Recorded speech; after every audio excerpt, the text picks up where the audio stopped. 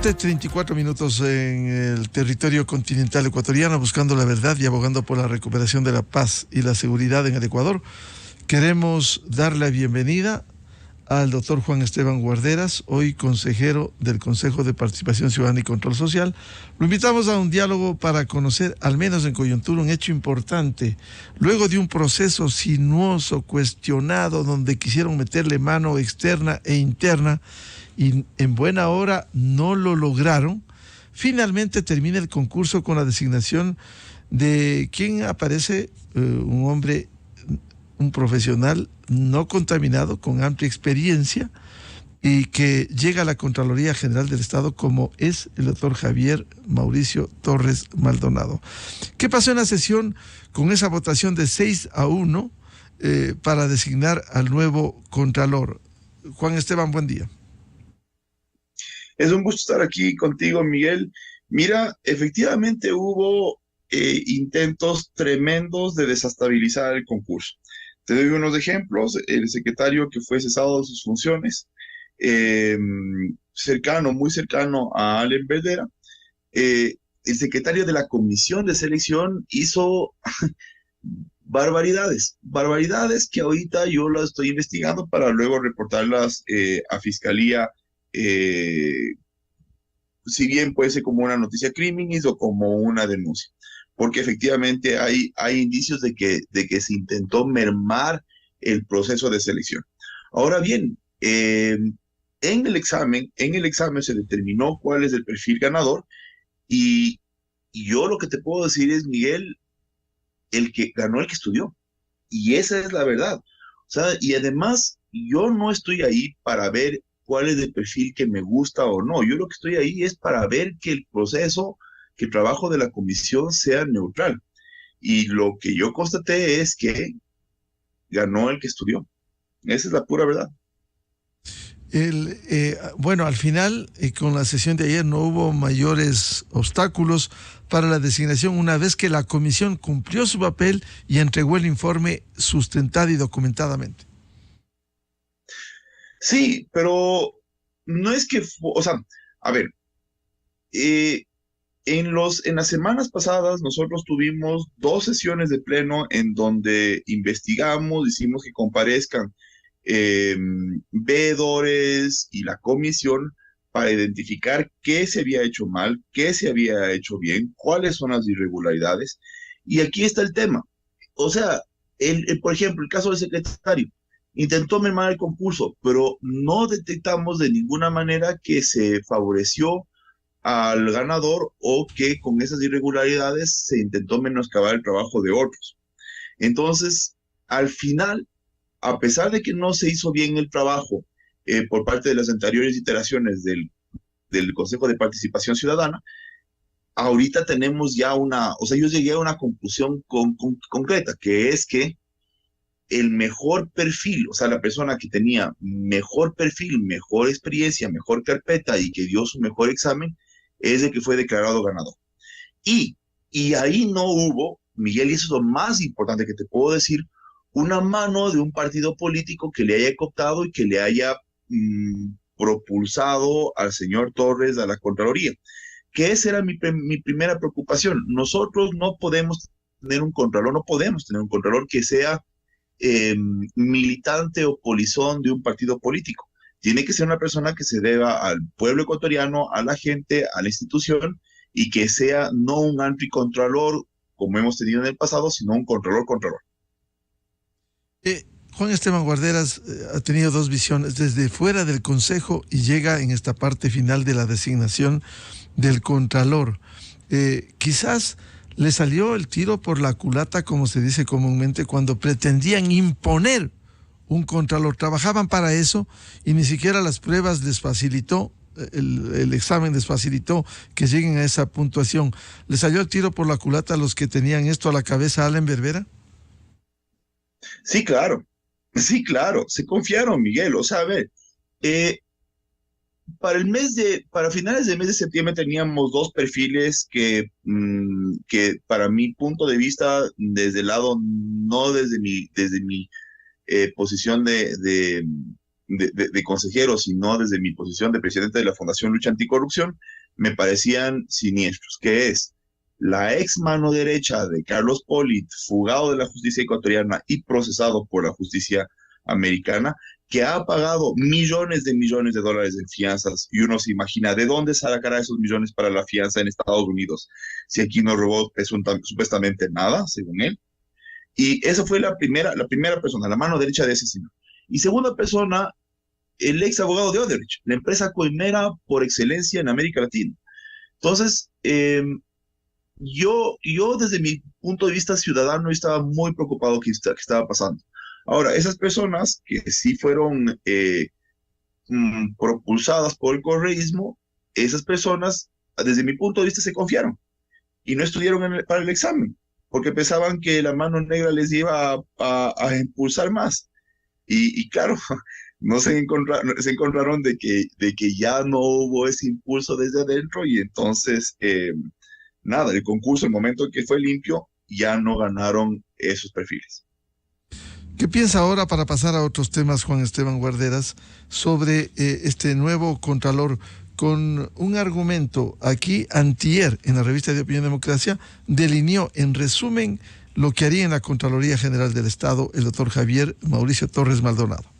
Tengo previsto trabajar en 4 ejes. La Contraloría tendrá un modelo de gobierno abierto en el cual se apuntala a lo que es los 4 ejes de transparencia, participación ciudadana, rendición de cuentas y la innovación tecnológica. Entonces, estos 4 ejes van a girar para transformar a la Contraloría en una entidad moderna, en una entidad con innovación, que estaría en la vanguardia para lo que es la globalización, inclusive en el tema de auditoría. Vamos a implementar nuevos modelos de auditoría gubernamental. Para eso necesita una reforma justamente legal, lo que es la auditoría forense, y vamos a mejorar el sistema de control administrativo, en el cual, al dividirse en el control interno y control externo, vamos a reforzar el control interno en los 3 tiempos que se tiene: el previo, continuo y posterior. En el continuo, que es durante el proceso, ahí vamos a ayudarles asesorando para que los procesos se desarrollen de la mejor manera y así ejecutar los presupuestos, no tener el problema que al llegar a fin de año, ejecuciones presupuestarias bajísimas de 40-50%, que por cierto, vamos a implementar ahora sí auditorías de gestión, lo que no se ha hecho en estos últimos años, hacer un diálogo nacional. Yo no estoy opuesto a conversar con los actores de gobernabilidad, y los actores políticos son parte de ello, porque necesitamos inclusive en asamblea que nos apoyen con reformas legales. Necesito del gobierno también reformas al reglamento, necesito también mejorar el presupuesto, y eso necesito también del Ejecutivo. Y ese diálogo nacional que yo invito sería un diálogo público, y eso no quiere decir que no vamos a actuar con control, sino más bien un diálogo para tener gobernabilidad en el país y limpiar lo que es la corrupción que este país tanto lo necesita. ¿Qué piensa de este perfil? ¿Quién sería el ganador por méritos y por las pruebas que diera al Consejo de Participación?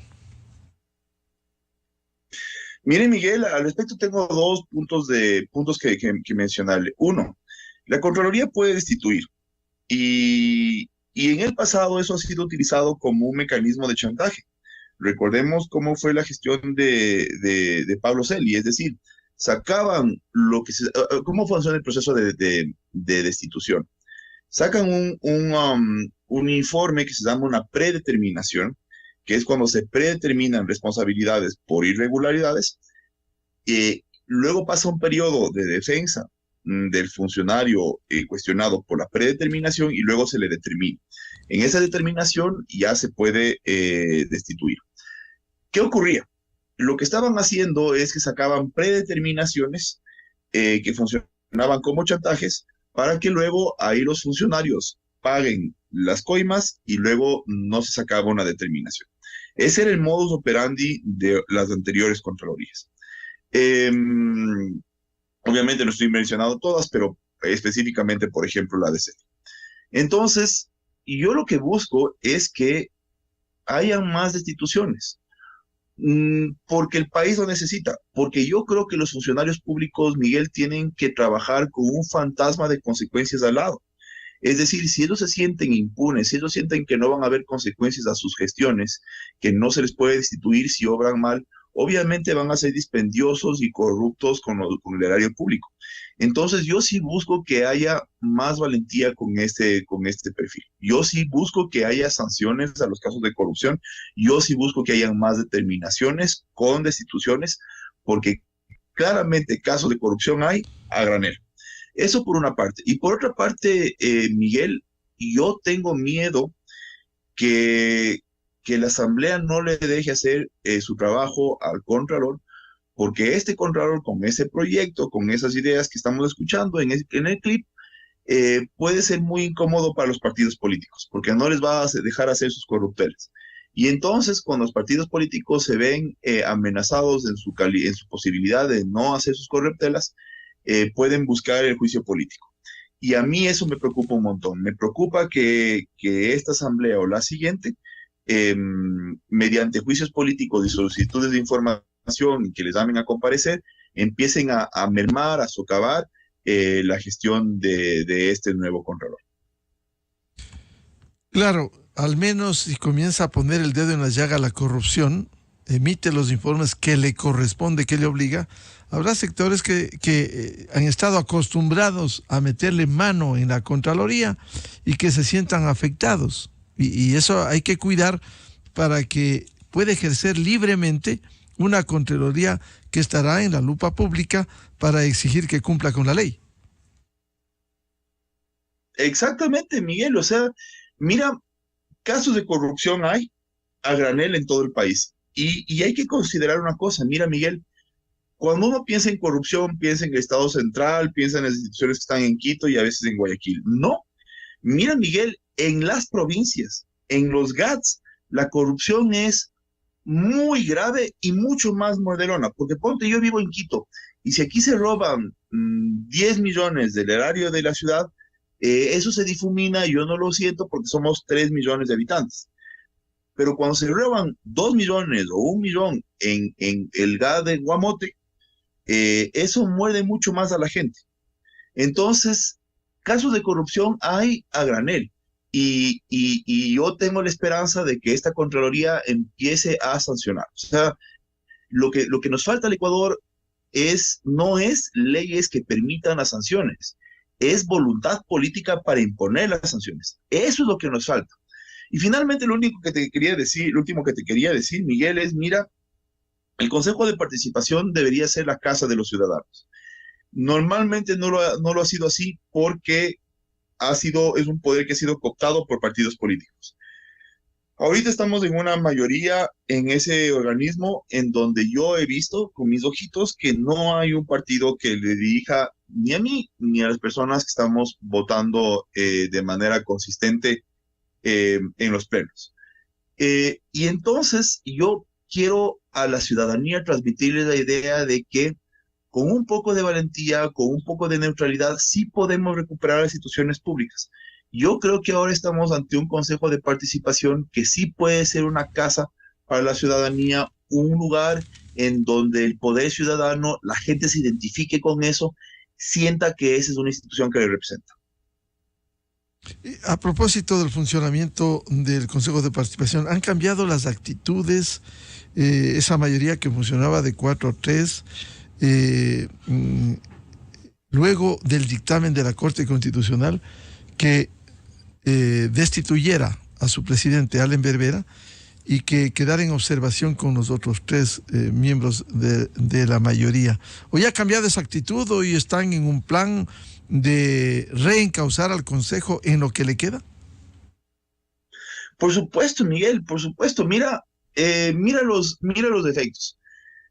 Después del segundo día el segundo día que yo llegué, yo pude desde el Consejo de Participación lanzar una campaña. Todavía estábamos en campaña. Y hice un llamado a la ciudadanía para que se supervise, se verifique, la gente esté pendiente de las infracciones electorales que estaban cometiendo los funcionarios públicos que hacían campaña por candidatas y candidatos. Eso no se puede hacer. Y los defectos fueron bárbaros.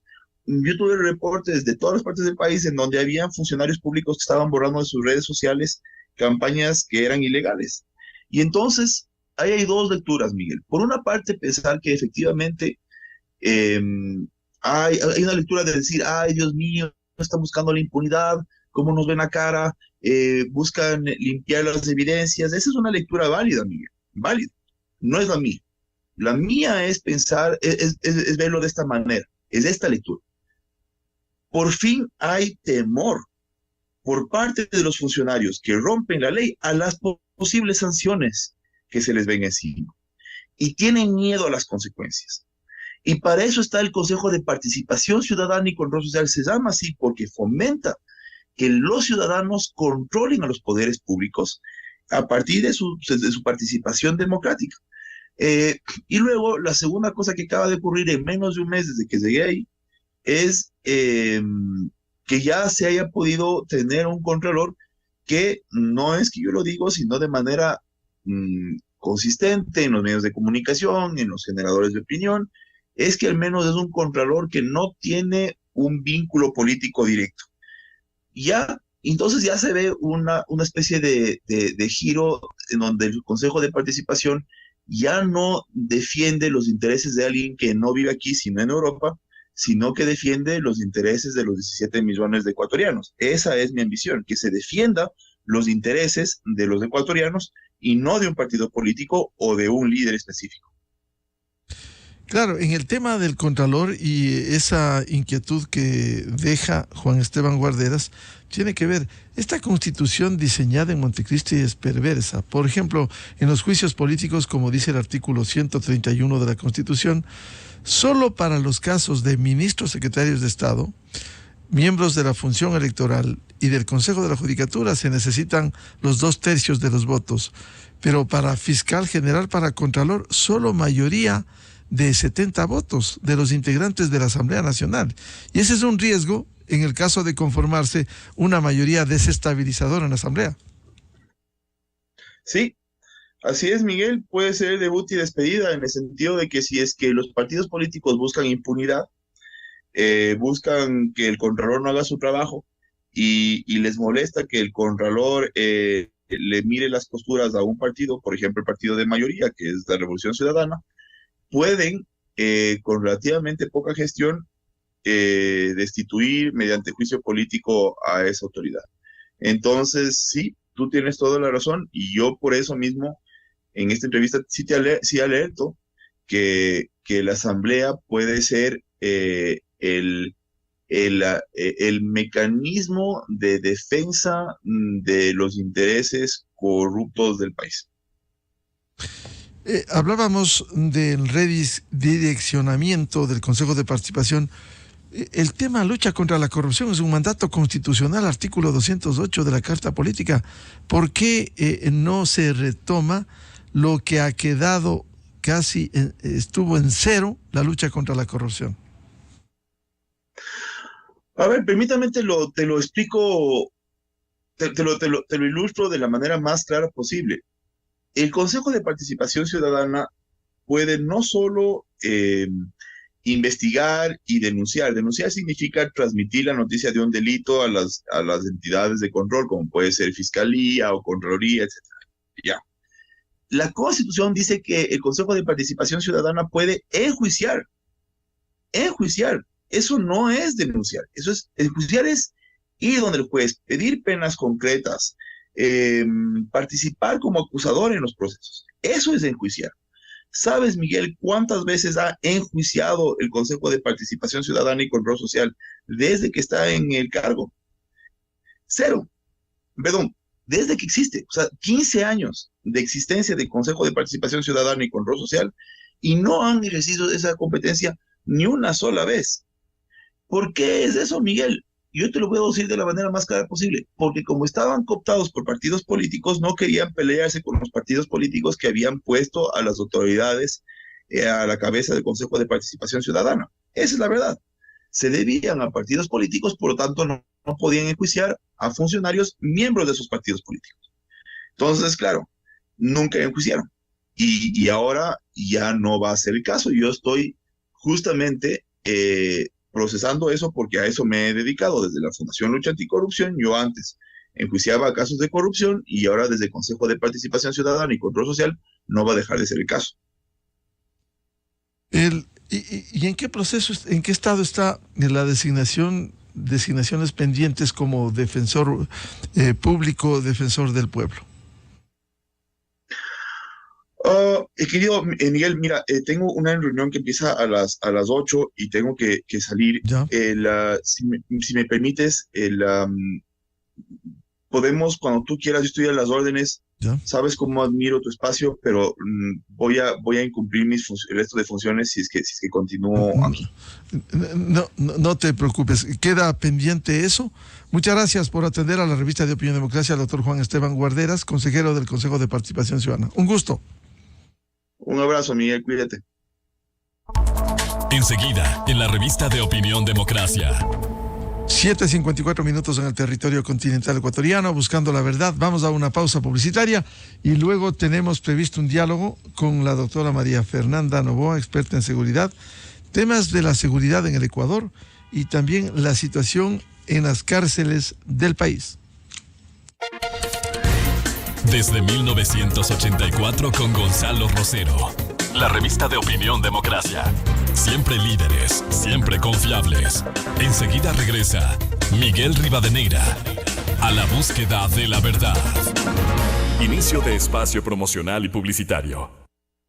El nuevo ahorro flexible de Banco Pichincha te da la libertad de ahorrar con la flexibilidad que necesitas. Deposita o retira la cantidad que tú quieras, cuando tú quieras, ganando siempre un interés del 5% desde el primer día.